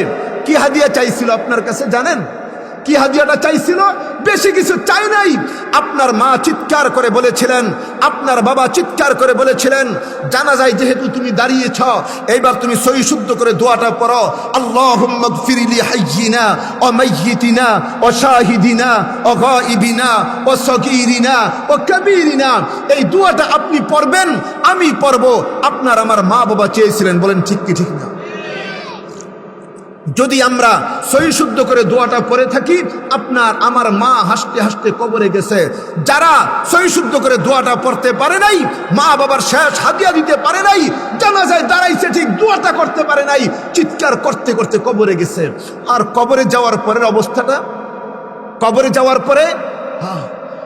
যাওয়ার পরে অবস্থাটা এমন হয়, তু তাওয়াঙ্গার গশতাই আজমালে মা, তু তাওয়াঙ্গার গশতাই আজমালে মা, ই কদর গাফল বুদি আজহালে মা। মা বাবা কবর থেকে চিৎকার করেন, এরে সন্তান, দুনিয়ার কোনো কিছুই কবরে আনলাম না, বাড়ি আনি নাই, ব্যবসা আনি নাই, জমিটা আনি নাই, সব তোমাদের জন্য রাইখে আসলাম। সন্তান রে, একটু আয় আমার কবরের পাশে দাঁড়া, কবরের পাশে দাঁড়াইয়া একটু সূরা ইয়াসিনটা তেলাওয়াত কর, আর রহমান তেলাওয়াত কর, ওয়াকিয়া তেলাওয়াত কর, সূরা ইখলাস তেলাওয়াত কর, আমার জন্য একটু দোয়া কর। মা বাবা কবর থেকে চিৎকার করে আপনার জন্য আমার জন্য আমরা যেন দোয়া করি, কিন্তু না, অনেকেই এমন আছে কবরেও যায় না, মার জন্য দোয়া করে না, বাবার জন্য দোয়া করে না, আছে না নাই? হ্যাঁ, যায় না কেন? কয় মাকে তো মনে পড়ে, বাবাকে তো মনে পড়ে, কিন্তু কবরের মধ্যে যায় না। না যাওয়ার কারণ হলো সূরা ইয়াসিনটা তো পারে না, আর রহমান তো পারে না, সূরা মুলুক তো পারে না, ইখলাস সূরা সুন্দর করে তেলাওয়াত করতে পারে না, সহি শুদ্ধ দুরূদটাও পারে না, কিভাবে দোয়া করবে সুন্নত তরিকাটাও জানে না। বলেন ঠিক কি ঠিকই না? পারে না, কবরের মধ্যে যায় না। কবরের মধ্যে মাও চিৎকার করে, বাবাও চিৎকার করেন, এ ভাই বাবা, আমার মা বোন প্রত্যেককে অনুরোধ করে বলে যাই, আপনিও তো কবরে যাবেন, আমিও তো কবরে যাব, আপনিও যেন চিৎকার না করা লাগে, আমারও যেন চিৎকার না করা লাগে। এই জন্য সন্তানদেরকে আমরা মাদ্রাসায় যদি পড়াই, আমরা যদি মাত্র 3 পর্যন্ত পড়াইতে পারি, 3 কোন পর্যন্ত? 3 পর্যন্ত যদি পড়াই, আপনার আমার সন্তানগুলি 30 পারা কোরআন সহি শুদ্ধ তেলাওয়াত করতে পারবে, কমপক্ষে 40টা হাদিস মুখস্থ করতে পারবে, জানাজার নামাজের ইমামতি করতে পারবে, প্রয়োজনে মসজিদে গিয়ে 5 ওয়াক্ত নামাজের ইমামতিও করতে পারবে, প্রয়োজনে জুমার নামাজের ইমামতিও করতে পারবে। আপনি যদি 3 পর্যন্ত পড়ান, তারপরে আপনি কলেজে পড়াইলেন, ভার্সিটিতে পড়াইলেন, ডাক্তার হলো, এই ডাক্তার যখন শুনবে হায় রে মা দুনিয়াতে নাই, বাবা দুনিয়াতে নাই, ডাক্তার দৌড়ে আসবে না, এ মানুষ টেনশন কইরো না, আমার মা দুনিয়াতে নাই, বাবা দুনিয়াতে নাই, আমার মা বাবার জানাজার ইমামতি আমি করব। মার কবরে দৌড়াইয়া যাবে, বাবার কবরে দৌড়াইয়া যাবে, ইয়াসিন তেলাওয়াত করবে, আর রহমান তেলাওয়াত করবে, ওয়াকিয়া তেলাওয়াত করবে, মার জন্য বাবার জন্য দোয়া করবে। বলেন ঠিক কি ঠিকই না? কিন্তু না, অনেকেই তো মনে করবেন, এখন আমি জানি ব্রাহ্মণবাড়িয়ার মানুষ, এই ব্রাহ্মণবাড়িয়া শহরের মানুষ, তারাও তো অনেক চালাক। না রে না, হুজুরের ওয়াজ হুজুর করে যাক, আমি মাদ্রাসার মধ্যে পড়াইবো কেন? কারণ এলাকার মধ্যে অনেক মোল্লা মুন্সি আছে, এদেরকে বাসার মধ্যে নিয়ে আসবো, মাসে মাত্র 500-1000 টাকা ধরাই দিব, আমার সন্তানদের কোরআন পড়াইবে, আমার সন্তানদের নামাজটা শিখাইবে, আছে না নাই? প্রাইভেট পড়ানো আছে না নাই? অনেকে প্রাইভেটের মাধ্যমে কোরআন শিখে, প্রাইভেটের মাধ্যমেও নামাজ শিখে, এমন আছে না? এ ভাই বাবা, এলাকার মা বোন, আপনাদেরকে আমি বলে যাই, যারা নাকি প্রাইভেটের মাধ্যমে সন্তানকে আপনি কোরআনটা শিখাই দেন, আপনার সন্তানকে শুধু বলবেন এশা ফজর পড়ানো লাগবে না, কালকে আল্লাহর ঘর মসজিদের মধ্যে তুমি যাও, শুধু মাগরিব নামাজের ইমামতিটা করো, মাগরিবের ইমামতিটা করো। 2 বছর লাগাইয়া কোরআন শিখছে, মাগরিবের ইমামতিও করতে পারে না। বলেন ঠিক কি ঠিকই না? 3 বছর 4 বছর লাগাইয়া কোরআন শিখছে, জানাজা নামাজের ইমামতি করতে পারে না, কবরে দাঁড়াইয়া দোয়াটাও করতে পারে না, আছে না? তাহলে কি শিখলো? প্রাইভেটে কি শিখলো? কয় প্রাইভেটে শিখছে তো, কিন্তু শিখলেও হবে না, কলবের মধ্যে নূর আসে না, নূর আসে না। নূর যদি পাইতে চাও, তোমার আমার সন্তানগুলিকে মাদ্রাসার মধ্যে পড়াও, কোরআনের ঘরের মধ্যে অঙ্ক পড়াও নিষেধ নাই, ইংরেজি পড়ানো নিষেধ নাই, বরং আমরাই তো পড়াই। আমরা পড়াই না? আমরা পড়াই। এ মা, কোন বই থেকে আপনি পড়াইবেন? সর্বপ্রথম যে আপনি সরু সরাইয়া পড়াইবেন, ABCD পড়াইবেন, ক খ পড়াইবেন, আলিফ বা তা সা পড়াইবেন? কোন বইয়ের মাধ্যমে পড়াইবেন? কারণ আমাদের সমাজের মধ্যে আছে দুই প্রকারের বই। সবাই বলেন না কয় প্রকারের বই? জোরে বলতে হবে কয় প্রকার? এই দুই প্রকারের বই আছে। কিছু বই এমন, এই বইগুলি যদি পড়ে সন্তান তার ঈমান নষ্ট হয়ে যায়। আছে না এমন বই? এমন বইও আছে ঈমানটা নষ্ট হয়ে যায়। কিন্তু ওইগুলি আমি বলবো না, সামনে আর দুইটা কথা বলবো, বলে ইনশাআল্লাহ। একটা বই আছে আমাদের বাজারে, শুরুতে অজগর, সরাইয়াতে আনারস, রশ্মিতে ইট, দীর্ঘিতে ইঁদুর। আছে না নাই? আর একটা বই এই সমাজের মধ্যে আছে, বাচ্চারা পড়ে, শুরুতে ওযু, সরাইয়াতে আজান, রশ্মিতে ইসলাম, দীর্ঘিতে ঈমান। আছে না নাই? কোন বইটা পড়াইবেন? কোন বইয়ের মাধ্যমে শুরু সরাইয়া শিখাইবেন? পাশাপাশি দুইটা ঘর, পাশাপাশি দুইটা ঘর। এক ঘরের মধ্যে মা তার সন্তানকে পড়ায় শুরুতে অজগর, সরাইয়াতে আনারস, রশ্মিতে ইট, দীর্ঘিতে ইঁদুর। এক মা পড়ান। এইবার সন্তানটা মাকে বলে, মা গো মা, শুরুতে অজগর, অজগর মানে কি? মা বলেন অজগর মানে বিষাক্ত সাপ। এই সাপে যদি কামড় দেয় মানুষ মারা যায়। এই সাপটা হলো ভয়ঙ্কর সাপ, জঙ্গলার মধ্যে থাকে। এই সাপ হলো হিন্দুদের দেবতা না? আর সন্তান অজগর সম্পর্কে অনেক কিছু শিখলো। পাশের আরেক ঘর, আরেক মা তার সন্তানকে পড়ায় শুরুতে ওযু, সরাইয়াতে আজান, রশ্মিতে ইসলাম, দীর্ঘিতে ঈমান। সন্তান বলে, মা গো মা, শুরুতে ওযু। ও মা বলো না, বলো না। শুরুতে ওযু, ওযু মানে কি? ওযু আবার কি জিনিস? মা এইবার বলে, সন্তান অজু মানে হলো মুখ ধোয়া, অজু মানে হলো হাত ধোয়া, মাথা মাসে করা, পা ধোয়া। সন্তানটা বলে, মা গো মা, আমি যদি অজু করি আমার কি লাভ হবে? মা বলে, সন্তান তুমি যদি অজু করো তোমার দেহটা আল্লাহ পাক এবং পবিত্র বানাইয়া দিবেন। সন্তান বলে, ও মা, আমি যদি অজু করি কি লাভ হবে গো? ও মা কি লাভ হবে? মা বলে, সন্তান তুমি যদি ওযু করো তোমার দেহটা পাক পবিত্র হয়ে যাবে। তুমি কোরআন শরীফ ধরতে পারবা, কোরআন শরীফ পড়তে পারবা, তুমি আল্লাহর ঘর মসজিদে যাইতে পারবা, মসজিদের মধ্যে গিয়া নামাজ পড়তে পারবা, আল্লাহর কুদরতি কদমের মধ্যে সেজদা দিতে পারবা। সন্তান বলে, মা গো মা, আমি যদি কোরআন পড়ি, নামাজ পড়ি কি লাভ হবে? কোরআন পড়লে, নামাজ পড়লে কি লাভ হবে? মা বলে, ও সন্তান তুমি যদি কোরআন পড়ো, নামাজ পড়ো গো, আমার আল্লাহ যেমন করে তোমার দেহটা পাক বানাইয়া দিলেন, তেমনি ভাবে আমার আল্লাহ তোমার আত্মা পবিত্র বানাইয়া দিবেন। এইবার সন্তান বলে, মা আমার দেহটা পবিত্র হয়ে গেল, আমার আত্মাও যদি পবিত্র হয়ে যায় কি লাভ হবে? এইবার মা বলে, সন্তান তোমার দেহটা যদি পবিত্র হয়ে গেল, তোমার আত্মাও যদি পবিত্র হয়ে যায়, আমার আল্লাহ তোমাকে দুনিয়াতেও শান্তি দিবেন, আল্লাহ তোমাকে জান্নাতের মেহমান বানিয়ে দিবেন। যার দেহ পবিত্র, আত্মা পবিত্র, দুনিয়াটাও তার সফল, আখিরাতও সফল। বলি না জোরে জোরে সুবহানাল্লাহ। এইবার সিদ্ধান্ত আপনারাই নিবেন। অজগর দিয়া পড়াইলে তো সরু সরাইয়া শিখবে, অজু দিয়া পড়াইলেও সরু সরাইয়া শিখবে। আপনারা অজু দিয়া পড়াইবেন নাকি অজগর দিয়া পড়াইবেন? বলেন না কোনটা দিয়া পড়াইবেন?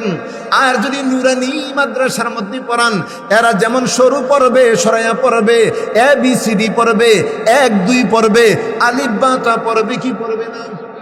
আলিফেতে কি পড়বে অজগর? বলেন না আলিফেতে কি? জোরে বলি, আলিফেতে বাতে। মাশাআল্লাহ, মাদ্রাসার মধ্যে আমরা পড়েছি আলিফেতে আখিরাত শেষ বিচারের দিন, নেক কাজের বদলা সে যে পাবে মুমিন। বাতে বাইতুল্লাহ শরীফ আল্লাহ পাকের ঘর, উহার দিকে ফিরে তোরা নামাজ আদায় কর। তাতে তাফসীর পাক কোরআনের বাণী, তাফসীর করিলে বারে কুওয়াতে ঈমানি। সাথে সওয়াব নেক কাজের তরে, 1 গুণ করিলে সওয়াব 10 গুণ বাড়ে। জিমেতে জিহাদ ধর্মযুদ্ধে হয়, জিহাদ করে মারা গেলে শহীদ তারে কয়। হাতে হালাল রুজি রোজগার করো, হারামের পথ হতে তোমরা দূরে সরম। হতে খলিলুল্লাহ আল্লাহর দুস্ত হয়, আল্লাহর হুকুম মানলে তারে খলিলুল্লাহ কয়। দালে দাওয়াতের দিন নবীদের কাজ, দিনের দাওয়াত দিতে মোরা করিব না লাজ। জালে জুলফিকার তরবারির নাম হয়, হযরত আলীর তরবারিকে জুলফিকার কয়। রাতে রাজ্জাকে রিজিক দেন যিনি, রিজিক খেয়ে করিব না তাহার নাফরমানি। যাতে জবর কিতাব আল্লাহ পাকের কালাম, আল্লাহ হতে পাইছেন যিনি দাউদ আলাইহিস সালাম। যাতে জবর কিতাব আল্লাহ পাকের কালাম, আল্লাহ হতে পাইছেন যিনি দাউদ আলাইহিস সালাম। সিনেতে সাইয়্যিদুল মুরসালিন মুদের নবী হয়, রাহমাতুল লিল আলামিন আর তাকে কয়।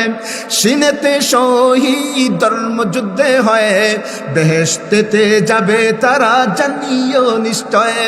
সাদেতে সৌমুন যাহার অর্থ রোজা, রোজার মাসে বন্ধ থাকে কবরেরই সাজা। দদেতে দলিন আলহামদু শেষ, পথ হারা হয় না যেন আল্লাহর আদেশ। জোরে জোরে বলি না সুবহানাল্লাহ, আরো জোরে বলি না সুবহানাল্লাহ। এ ভাই বাবা, অনুরোধ করে যাই, মা বোনদেরকে অনুরোধ করে যাই, ছোট্ট সময় আগে কোরআনটা শিখান, আগে কোরআনটা শিখান, দিলের মধ্যে কোরআনটা ঢুকান। এইবার যখন বড় হয়ে যায়, কোরআন পড়াইতে গেলেও পড়ে না, বুঝাইতে গেলেও বুঝে না। ইমাম সাহেবকে আইসা বলি, হুজুর গো একটু দোয়া করে দেন, দোয়া করে দেন, আমার ছেলেটা যেন ভালো হয়ে যায়, ছেলেটা যেন নামাজি হয়ে যায়, ছেলেটা যেন দিনদার হয়ে যায়। না রে না, প্রথমে আপনি যে শিক্ষাটা দিলেন ওই শিক্ষার মধ্যে আল্লাহর নাম ছিল না, ওই শিক্ষার মধ্যে কোরআনটা ছিল না, কলবটা নষ্ট হয়ে গেছে। এখন বুঝাইলেও বুঝে না, বলেন ঠিক কি ঠিকই না? এই জন্য দোস্ত অনুরোধ করে যাই, আপনার আমার প্রত্যেকের সন্তানকে আমরা প্রথম কোরআন শিখাইবো, আমরা প্রথম দিন শিখাইবো। জোরে জোরে বলি ইনশাআল্লাহ, আর জোরে বলি না ইনশাআল্লাহ। কষ্ট হয়েছে আপনাদের? আমরা সকলে দামি হইতে চাই, আপনারা দামি হইতে চান? আর 10 মিনিট কথা বলা যাবে? কষ্ট হয় না তো আবার? হ্যাঁ, আমরা দামি হতে চাই, কিন্তু দামি মানুষ কারা? বলেন তো দামি মানুষ কারা? হয় দামি মানুষ হলো যারা এমপি, যারা মন্ত্রী, যারা প্রধানমন্ত্রী, ওই যে প্রধান উপদেষ্টা, বাড়িওয়ালা, গাড়িওয়ালা, টাকাওয়ালা, বক্তা, ইমাম, এরা দামি না? এরা দামি? দোস্ত শুনেন, দামি কারা? দামি কারা? আমার আল্লাহ কোরআনে কারীমের মধ্যে বলেন, ইন্না আকরামাকুম ইনদাল্লাহি আতকাকুম। ও দুনিয়ার মানুষ, গরিব হইতে পারো, গরিব হইতে পারো, কালো হইতে পারো, যাই হোক, তুমি যেমনই থাকো, তোমার সিনার মধ্যে যদি আল্লাহর ভয় থাকে, তুমি দামি মানুষ। জোরে বলবেন না সুবহানাল্লাহ? সবচেয়ে দামি মানুষ যার ভিতরে আল্লাহর ভয় আছে। কার ভয়? বলেন কার ভয়? আমি ওয়াজ করতেছি, কিন্তু আমার নিয়ত হলো কি?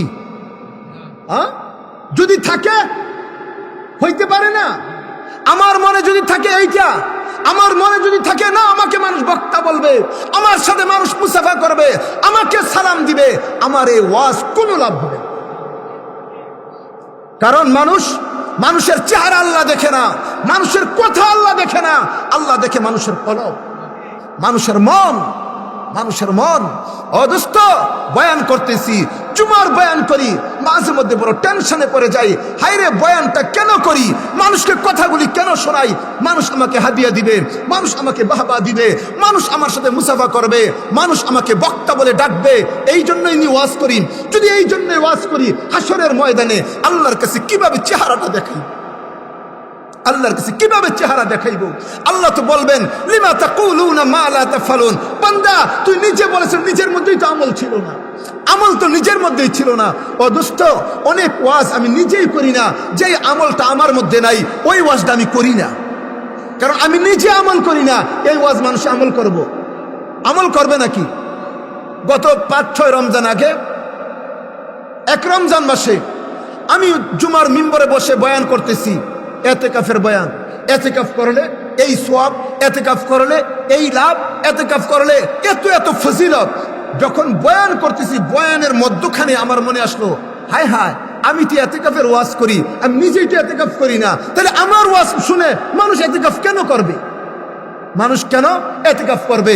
তখন সিদ্ধান্ত নিলাম, না, আল্লাহ যতদিন আমাকে হায়াতে বাঁচান আমি এতেকাফ করব, আর নচেত মানুষ আমার কথা শুনবে না। শুরু করে দিলাম এতেকাফ। আল্লাহ যেন হাত্তাল মউত এতেকাফ করার তৌফিক দান করেন। সামনে রমজান আসতেছে, আল্লাহ যেন কবুল করেন, বলি না আমিন। দোস্ত শুনেন, আমরা অনেক সময় গরিব মানুষকে মূল্যায়ন করি না, কালো মানুষদেরকে মূল্যায়ন করি না। সামনে আসেন, একা একা বসে বসে বললাম, আপনি সামনে বসেন। আল্লাহর কাছে যে আমি চেয়ারে বসছি আমি দামি হয়ে গেলাম, আরেকজন নিচে বসছে সে কম দামি। হ্যাঁ, আল্লাহ তো চেয়ার দেখে না, আল্লাহ নিচে উপরে দেখে না, আল্লাহ দেখে মানুষের কলব, মানুষের মন। আল্লাহ আমাদের কলবগুলি আল্লাহওয়ালা কলব বানিয়ে দাও, আমাদের মনগুলি আল্লাহওয়ালা মন বানিয়ে দাও। দোস্ত, আজকে গরিবের দাম নাই, শুধু আজকেই নেই, নবীর যুগেও ছিল, নবীর যুগেও ছিল। কয়েকজন সাহাবী নবীর কাছে এসে বলে, নবী গো, মানায় না, মানায় না, মানায় না, মানায় না। আল্লাহ নবী বললেন, সাহাবীরা বলো না, বলো না, কি মানায় না? নবী গো, আপনি হলেন ইমাম, আপনি সাইয়্যিদুল মুরসালিন, আপনি রাহমাতুল লিল আলামিন, আর আপনার পিছনে যিনি আযান দেন, ইকামত দেন, তিনি একজন কালো মানুষ, তিনি তো হলেন গোলাম, তিনি তো গরিব। নবী গো, আপনার পিছনে যিনি আযান দেন মানায় না, কিনা মানায় না। নবীজি বলেন, আমার সাহাবীরা গো, তোমরা তো জানো না, আমার বেলাল কালো হইতে পারে, আমার বেলাল গোলাম হইতে পারে, আমার বেলাল গরিব হইতে পারে।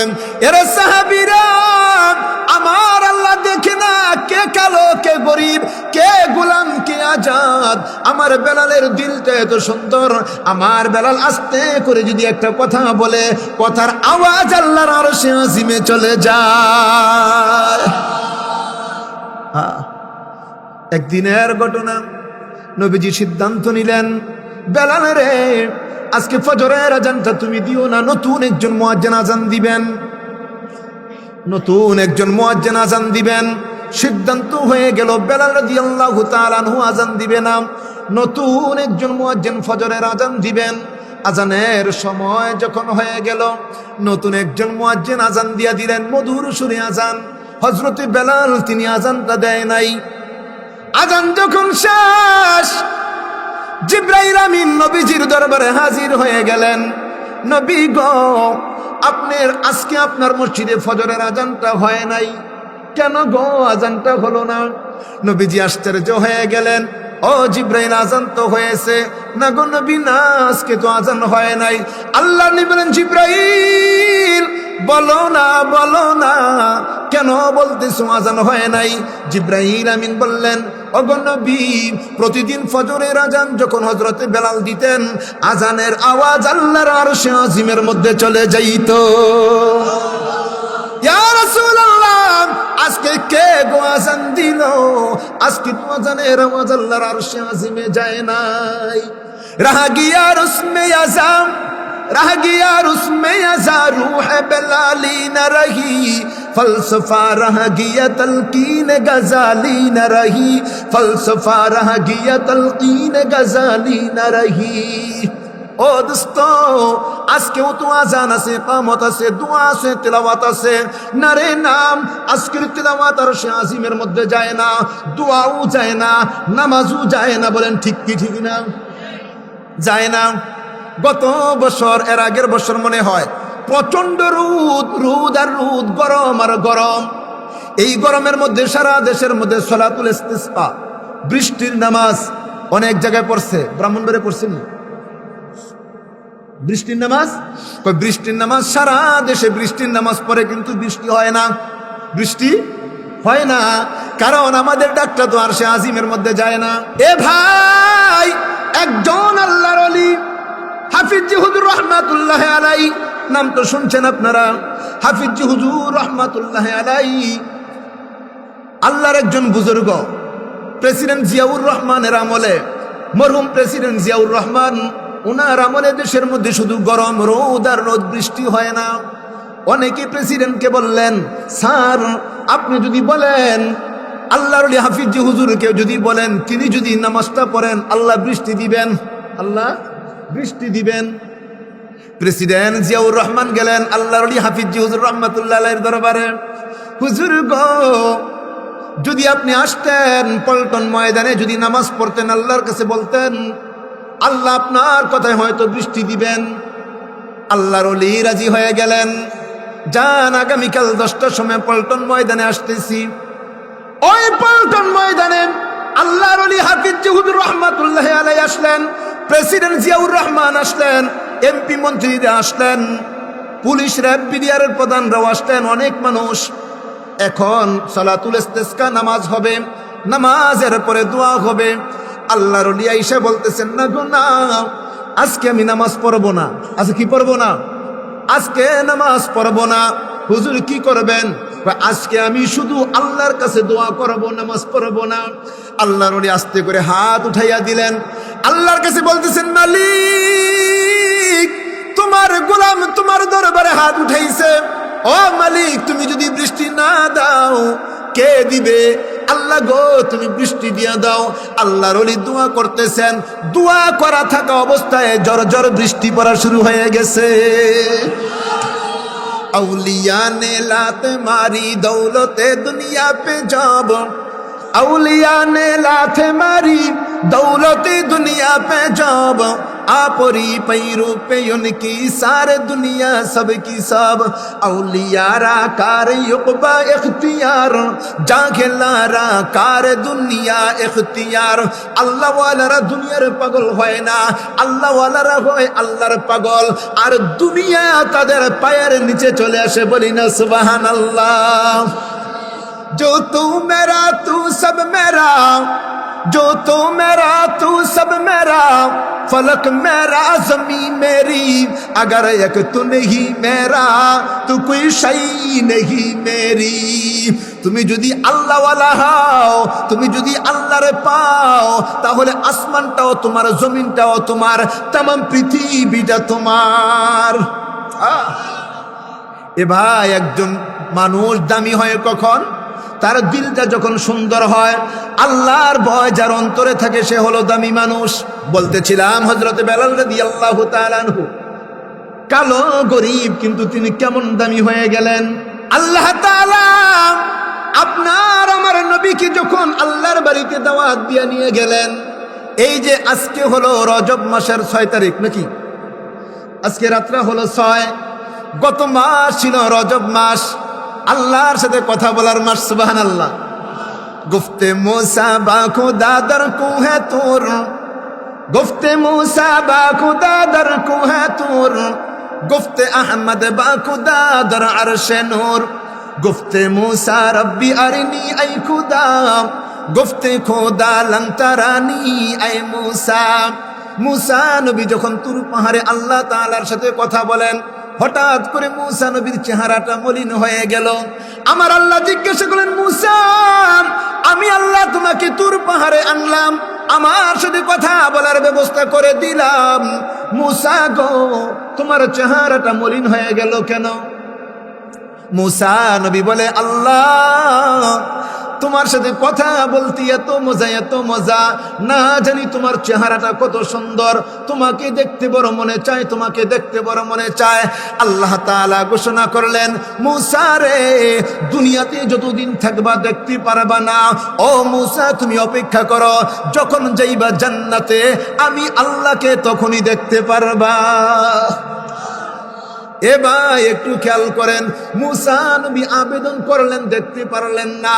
আর আপনার নবী, আমার নবী, সাইয়্যিদুল আম্বিয়া, ইমামুল আম্বিয়া, খাতামুল আম্বিয়া, রাহমাতুল লিল আলামিন, আমাদের নবী আল্লাহকে দেখার জন্য কোনোদিন অ্যাপ্লাই করে নাই, কোনোদিন আবেদন করে নাই, দরখাস্ত করে নাই। আমার আল্লাহ আমাদের নবীর কাছে দাওয়াত পাঠিয়ে দিলেন, পয়গাম পাঠাইয়া দিলেন, ওগো হাবিব, কোন নবীর সাথে তুলনা করা চলবে না, আপনি হলেন আমার প্রিয় বন্ধু। ওগো হাবিব, আপনি আমার বাড়িতে আসবেন, আমার সামনে বসবেন, আমার সাথে কথা বলবেন। সুবহানাল্লাহ। আমার আল্লাহ আমাদের নবীকে যখন দাওয়াত দিলেন, নবীজি যখন আল্লাহর বাড়ির দাওয়াত পাইলেন, এইবার নবী পেরেশান হয়ে গেলেন। হায় রে, আমার আল্লাহ তো আমার দাওয়াত দিলেন, আমি কিভাবে আল্লাহর বাড়িতে যাইব? নবীজির পেরেশান।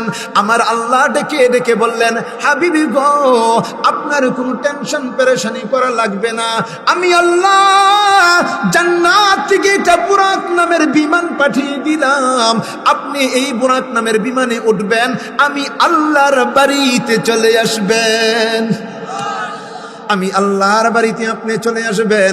নবী যখন আল্লাহর বাড়িতে গেলেন, আল্লাহ তাআলার সাথে অনেক কথা, অনেক আলোচনা শুরু করে দিলেন। এইবার আমার আল্লাহ বলতেছেন, বন্ধু গো, শুধুই কি গল্প করব, কথাই বলবো না, না, দুনিয়ার মধ্যে একটা নিয়ম আছে। নতুন বিআই সাহেব যখন আসে, বিআই সাহেবকে খাওয়া দাওয়া করাইয়া বিআই সাহেবকে এবার একটু বাহিরে নিয়ে যায়। এইবার বিআই রে বলে, ও বিআই, এই বাড়িটা আমার, ওই বাড়িটা ছোট ভাইয়ের, ওই বাড়িটা বড় ভাইয়ের, ওই জমিটা আমার, ওই জমিটা বড় ভাইয়ের, ওইটা আমার চাচার। দেখায় কি দেখায় না? আল্লাহ বলেন, হাবিব আমার, আপনি হলেন চিফ গেস্ট, প্রধান মেহমান, শুধুই কি কথা বলবো গো? না, না, শুধু কথা বলবো না, আমার বাড়ি ঘর আপনারে ঘুরাইয়া ঘুরাইয়া দেখাইব। আমার আল্লাহ আমাদের নবীকে 7 আসমান একটা একটা করে সব ঘুরাইয়া ঘুরাইয়া দেখাইলেন, আরশ, কুরসি, লৌহ কলম সবগুলি দেখাইলেন, জান্নাতও দেখাইলেন, জাহান্নামও দেখাইলেন। বলি না সুবহানাল্লাহ। কিন্তু নবীকে যখন জান্নাতটা দেখাইতে নিয়ে গেলেন, নবীজির ডান পাশে জিব্রাইল, বাম পাশে মিকাইল, পিছনে লক্ষ লক্ষ ফেরেশতারা, স্লোগানে স্লোগানে মুখরিত, রাহমাতুল লিল আলামিনের আগমন, শুভেচ্ছা, স্বাগতম। নবীজি ঢুকে গেলেন জান্নাতের মধ্যে। জিব্রাইল আমিন মিকাইল দুইজনই তো নবীর সাথে আছেন। নবী নিরিবিলি নিস্তব্ধ পরিবেশে আস্তে আস্তে করে সামনে যান, জান্নাতটা দেখেন, জান্নাত দেখেন। হঠাৎ করে নবী আশ্চর্য হয়ে গেলেন, ও জিব্রাইল, আমি নবী জান্নাত দেখি, বলো না, বলো না। আমার সামনে একটা আওয়াজ, আমার সামনে একটা খটখট আওয়াজ, বলো না এই আওয়াজটা কিসের আওয়াজ? এই আওয়াজটা কিসের আওয়াজ? জিব্রাইল আমিন বলে, নবী গো, এই আওয়াজটা হলো আপনার একজন সাহাবী, যার নাম হলো হযরত বেলাল। ওই বেলালের হাঁটার আওয়াজ আপনি শুনতেছেন। নবী আশ্চর্য হয়ে গেলেন, হায় রে, আমার বেলাল না গরিব, আমার বেলাল না কালো, আমার বেলাল না গোলাম। আল্লাহর নবী রাহমাতুল লিল আলামিন মেরাজ থেকে যখন আগমন করলেন, সাহাবীদেরকে নিয়ে যখন মেরাজের আলোচনা শুরু করে দিলেন, হঠাৎ করে নবীজি ঘোষণা করলেন, আইনা বেলাল, আইনা বেলাল, আমার বেলাল কোথায় গো, আমার বেলাল কোথায়? বেলাল তো সবার পিছনে। আস্তে করে হাত উঠাইয়া বললেন, লাব্বাইকা ইয়া রাসূলুল্লাহ, নবী গো, গোলাম তো হাজির, গোলাম হাজির। হযরত বেলাল টেনশন শুরু করে দিলেন। সামনে বড় বড় সাহাবায়ে কেরাম, নবীজি আমার মতন গরিব, আমার মতো গোলামকে নবীজি কেন ডাকলেন? লাব্বাইকা ইয়া রাসূলুল্লাহ, ও নবী, গোলাম তো হাজির। আল্লাহর নবী দেখে বললেন, তাআল হেনা ইয়া বেলাল, বেলাল রে, সামনে আয়, সামনে আয়। হযরত বেলাল যখন সামনে আসলেন, এইবার নবীজি জিজ্ঞাসা করলেন, ইয়া বেলাল, আইয়ু আমালিন তা'মাল, ও বেলাল বলো গো, তুমি কি আমল করো? বেলাল বলো না, তুমি কি আমল করো? কোন আমলের কারণে তুমি এত দামি হয়ে গেলা? আমি নবী মেরাজের মধ্যে গেলাম, জান্নাত ভ্রমণ করলাম, ওই জান্নাতের মধ্যে তোমার হাঁটার আওয়াজ শুনেছি। বেলাল রে তুমি কি আমল করো? হযরত বেলাল রাদিয়াল্লাহু তাআলা আনহু কান্না শুরু করে দিলেন, ওগো নবী, সাহাবীরা যে আমল করেন আমি তো সেই আমল করি, নবী গো আলাদা তো কোনো আমল করি না। নবী বলেন, না রে বেলাল, না, মনে হয় আলাদা কোনো আমল আছে। এইবার বেলাল রাদিয়াল্লাহু তাআলা আনহু বলেন, ইয়া রাসূলুল্লাহ, আমার একটা আমল হলো ওযু যদি চলে যায় সাথে সাথে আমি ওযু করি, ওযু করার পর আমি 2 রাকাত তাহিয়াতুল ওযু নামাজ পড়ি। নবীজি মুচকি এসে বললেন, বেলাল রে, আমার আল্লাহ মনে হয় তোমার এই আমলটা কবুল করে নিয়েছেন। এ ভাই বাবা, আমি তো বলতেছিলাম আল্লাহর কাছে দামি হওয়ার জন্যে, আল্লাহর প্রিয় হওয়ার জন্যে ধনী হওয়া লাগে না, বাড়িওয়ালা গাড়িওয়ালা হওয়া লাগে না, বক্তা হওয়া লাগে না, ইমাম হওয়া লাগে না। আল্লাহর কাছে দামি হওয়ার জন্যে আল্লাহর ভয় সিনার মধ্যে ঢুকাইতে হয়। কার ভয়? কার ভয় বলেন না, কার ভয়? ডরতে নাহি দুনিয়া মে মুসলমানों किसी से, डरते नहीं दुनिया में मुसलमानों किसी से, जब मिल गई दौलत ईमान नबी से, सारे दुनिया हूँ मुखालिफ फिर नहीं नुकसान है, सारे दुनिया हूँ मुखालिफ फिर नहीं नुकसान है, डर नहीं है गम नहीं है जब खुदा रहमान है। ইমানদার মুসলমান সিনার মধ্যে যদি আল্লাহর ভয়টা ঢুকাইতে পারি, পৃথিবীর কাউকে ভয় করা লাগে না। বলেন ঠিক কি ঠিক না? যদি সন্তানের হকটা আদায় না করি, এই সন্তান হাসরের ময়দানে বলবে, মা বাবা আমার হক আগে দাও, তারপর বিদায় হও। যদি জাহান্নামে যাইতে হয়, মা বাবাকে বলবে, জাহান্নামের দরজায় আগে তোমরা শোও, তোমাদের উপরে পা রেখে আমি জাহান্নামে যাই। নাউজুবিল্লাহ বলবো না? এজন্য প্রত্যেকটা মা, প্রত্যেকটা বাবা, আমি পায়ে ধরে বলে যাই, আপনার আমার প্রত্যেকটা সন্তানকে আমরা প্রথমে দিন শিখাইবো, কোরআন শিখাইবো, নামাজ শিখাইবো, তারপরে school college varsity America London যেখানে ইচ্ছা সেখানে পড়াইবো, কোনো নিষেধ নাই। যদি সিনার মধ্যে কোরআনটা ঢুকাইতে পারি, সিনার মধ্যে যদি কোরআনটা ঢুকাইতে পারি, লন্ডন গেলেও আল্লাহ হবে ইনশাআল্লাহ। আল্লাহ যেন কবুল করে, সকলে বলি না আমিন।